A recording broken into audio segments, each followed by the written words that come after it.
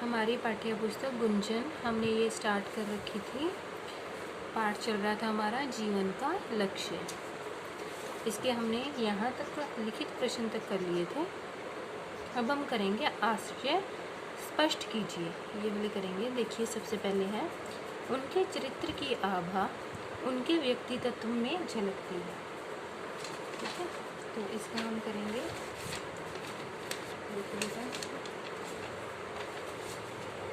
यहाँ से स्टार्ट है। इस पंक्ति का आशय ये है कि महान व्यक्ति अपना जीवन लक्ष्य मानवता के आधार पर चुनते हैं। ऐसे व्यक्ति दृढ़ निश्चय और आत्मविश्वासी होते हैं। उनके आत्मविश्वास की आभा उनके मुख पर स्पष्ट झलकती है। ठीक है, ये है आपके फर्स्ट प्रश्न का उत्तर। नेक्स्ट है, संकल्प दृढ़ हो तो क्या नहीं हो सकता। देखिए बेटा, इसका उत्तर। इस पंक्ति का आशय यह है कि कठिन से कठिन और पेचीदा काम भी मन की दृढ़ता के सामने हार मान लेता है। कार्य के प्रति निष्ठा लक्ष्य प्राप्ति के मार्ग को सरल बना देती है। ओके, नेक्स्ट है,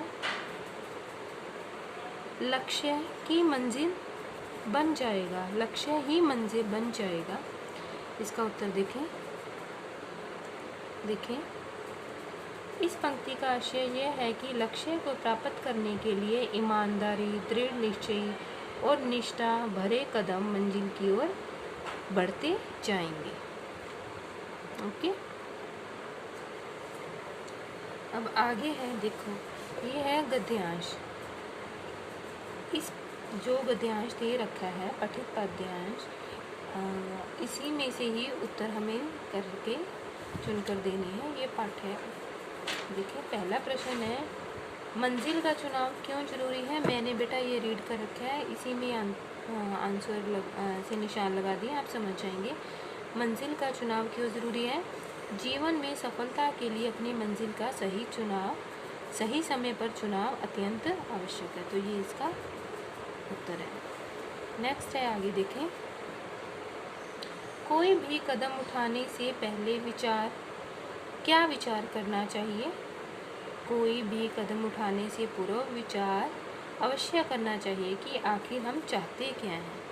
तो ये आएगा इसका आंसर। ओके, यहाँ से यहाँ तक। नेक्स्ट है, लक्ष्य का निर्धारण किसके अनुकूल होना चाहिए।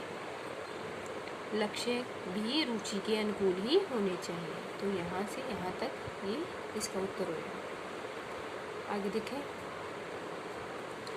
सही विकल्प पर हमें टिक लगानी है। जीवन में सफल होने के लिए क्या करना आवश्यक है। मंजिल का सही चुनाव, मंजिल का सही समय पर चुनाव करना। प्रकृति हमें क्या प्रेरणा देती है। काम में जुटे रहने की। यहाँ आएगा। किस प्रकार के वृक्ष किसी की आश्रय स्थल बनते हैं। आंधियाँ झेलने का साहस रखने वाले। आगे है पर्यायवाची। पेड़ का होएगा वृक्ष तरु, चिड़िया का चिड़ी, चटका, सागर समुद्र, जल्दी, रुचि रुझान, शौक, कदम डग पग, मनुष्य मानव मनुज। आगे है, देखिए, तद्भव तत्सम। तत्सम होते हैं जो संस्कृत भाषा से लिए गए होते हैं, जो मान लो जो सबसे पहले जो हिंदी के शब्द यूज़ करते थे। तद्भव जो अब नए, उन्हीं शब्दों से नए जो बने होते हैं। तत्सम संचार, संगम, लक्ष्य, चल, ये आपकी जो पाठ है उसी में से ही लिए गए हैं। तद्भव चिड़िया, पेड़, लकड़ी, चांद। आगे देखिए, भाववाचक संज्ञा बनानी है हमें और उनका लिंग लिखिए। देखिए, सफल से सफलता, ता लगा के हमें भाववाचक संज्ञा बनानी है। उदार उदारता, महान महानता, कायर कायरता, सुंदर सुंदरता, योग्य योग्यता, मूढ़ मूढ़ता, मलिन मलिनता। ये भाववाचक संज्ञा हो गई, ता लगा के उन्होंने दे रखा है। आगे देखिए, एक तो ये वाला रह जो ऊपर ऐसे करके लगता है, ये रह बनाना है। एक ये जो नीचे ऐसे तिरछा जाता है, जैसे प्रीति में ऐसे तिरछा जाता है ये, और एक नीचे जैसे कि ट्रक है ना, ट्रक होता है, ऐसे जो शब्द होते हैं ऐसे। देखो अब ऊपर रहे वाले तो अर्जुन पूर्ण, ठीक है, और जो तिरछे वाले हैं केंद्रित प्रेरणा, और तिरछे वाले देखिए प्रसन्नता पर्यटन, और जो नीचे का रहा है श्रोत्र निष्ठ। आगे देखिए संयुक्ताक्षर के 3-3 शब्द हमें बनाने हैं। श से जैसे कक्षा, अक्षम्य परीक्षा, त्रय से त्रुटि, त्रिशूल, त्रिकोण, ज्ञात, प्रज्ञा, ज्ञापन, श्रम से श्रम, श्रय से श्रम, श्रावण, श्रद्धा। इसी तरह आगे देखिए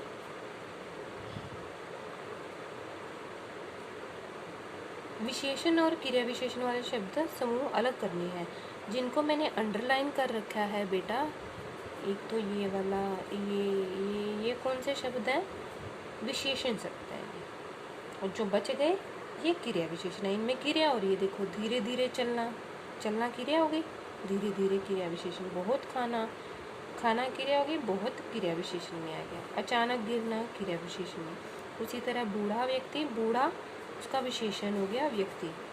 कमजोर विशेषण क्या होते हैं? जो संज्ञा और सर्वनाम की विशेषता बताते हैं, और क्रिया विशेषण जो क्रिया की विशेषता बताते हैं, काम के होने की। ठीक है, आगे देखो की और की में क्या अंतर है, ये हमें भरना है। ये मैंने कर रखा है। सफलता की सीमा, यहाँ पे इधर जो पीछे लगती है छोटी वाली लगेगी मात्रा, और बड़ी की ये डिफरेंस है। ऐसे ही सफलता की कोई सीमा नहीं, निरंतर झरने वाले की बूंदें भी शिलाओं का सीना चीर देती हैं। विचार करना चाहिए कि आखिर हम क्या चाहते हैं। किसी की पेड़ पौधों में रुचि होती है तो किसी की, यहाँ ये वाला किया जाएगा, अंतरिक्ष में विचरते असंख्य तारों में। महत्वपूर्ण है कि आप कार्य किस तरह कर रहे हैं। तो इससे हमारा ये पाठ पूरा हुआ।